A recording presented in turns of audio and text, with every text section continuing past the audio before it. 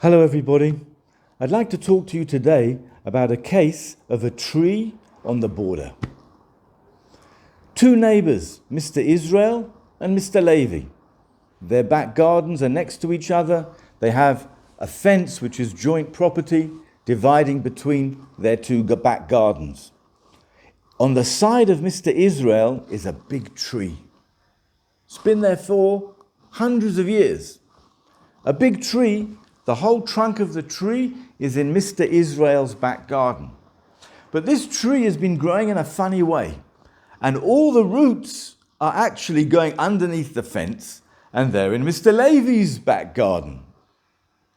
And all the branches are going over the fence. Not all the branches, a large amount of the branches are going over the fence from Mr. Israel's property into Mr. Levi's property.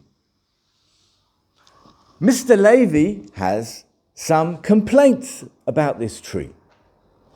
He says to Mr. Israel, first of all, the branches of your tree are darkening my living room. Please cut them.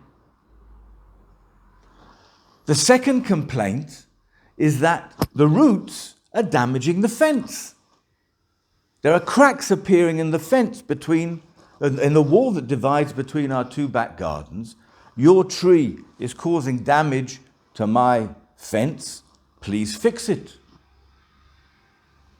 What's the halacha in such a situation? Really, our question is, who does that tree belong to? Does it belong to Mr. Israel, in whose domain, in whose back garden the trunk of the tree is? Or does it belong to Mr. Levi, in whose back garden the roots of the tree are and the branches of the tree are? And also the fruits of the tree, of course, are in Mr. Levi's side, a lot of them. So how do we decide the ownership of a tree? Says the Shulchan Aruch, the ownership of a tree is decided by the trunk of the tree. Wherever the trunk is, in whoever's garden that is, he is the owner of the tree. But what about now the claims of damages that Mr. Levi has? Mr. Levi says that the branches of your tree, Mr. Israel, are damaging my home, but they're darkening my living room. And the roots of your tree are damaging my fence.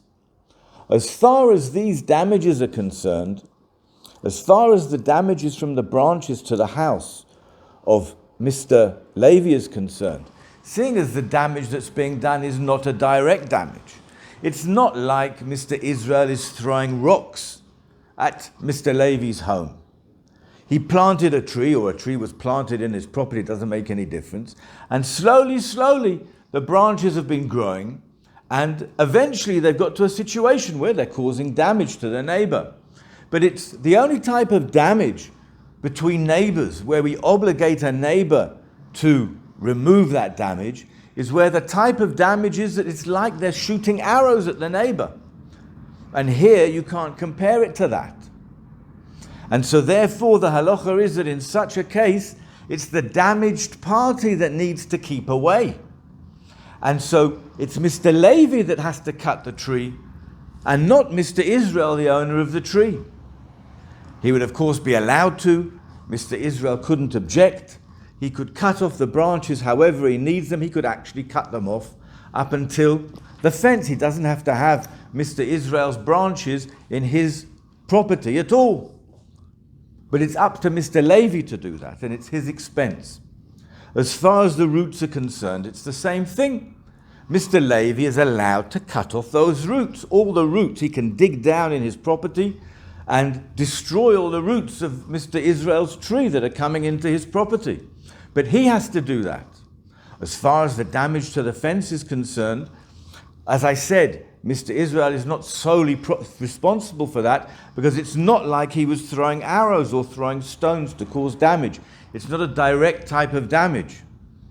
It's an indirect type of damage, and that type of damage is on the damaged party to keep away. So here, seeing as the fence is joint property, which is what usually the case is between two neighbors in their back garden, so the cost of fixing that wall would be half-half. half to Mr. Israel and half to Mr. Levi. And that's how we would answer this question. But remember, like, as I said, Mr. Levi would have the option, if he wanted, to dig down into in his garden and destroy all the roots.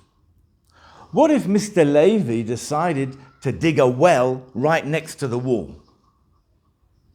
Here, would we say the same thing? That by digging a well there, you're going to be weakening the wall and causing damage to it if you dig it too close to the wall? Yeah, sure we would. And we're going to make Mr. Levi, if he wanted to dig a hole, he'd have to move away 4 amot, about 2 meters from the fence, from the wall, in order to make sure that he doesn't cause him damage. Why? Isn't that also a type of indirect damage? No. Here, with every spade that you dig, you're weakening the foundations of the wall. It is considered like you're throwing rocks at the other person's property. Because whenever every spade, every time you dig out more dirt from this well or hole that you're digging right next door to the fence, it is as if you're smashing the fence with your fist. And so in such a case, you would have to pay damages, because there it's considered like you are throwing arrows or throwing stones at the other guy. But where the damage isn't direct damage like that, like the damage from the branches which are growing over and disturbing Mr. Levi in his living room, it's Mr. Levi's responsibility to keep away. He's therefore allowed to cut off those branches. As far as the ownership of the fruits are concerned, let's just say that as once we say that the tree belongs to Mr. Israel, so all the fruits of the tree also belong to Mr. Israel, as long as they're on the tree, even though they may be in the property of Mr. Levi. And Mr. Levi wouldn't be able to take fruits that were hanging on the tree. But once fruits have fallen, so then Mr. Israel will give up all hope of ever getting them. He'll know that once they've fallen, Mr. Levi is going to take them, could take them, and he'll give up any hope. And so therefore, Mr. Levi would be allowed to take the fruits that have fallen off the tree. So just quickly to summarize our case today, the ownership of a tree is decided by where the trunk is. Any damage being caused by the branches to the property of another person, it's on that other person to remove the damage, whether it's from the branches or whether it's from the roots. And the fruits of a tree belong to the owner as long as they're on the tree. Once they fall down, if they fall into the property of somebody else, then they belong to that person. Thank you.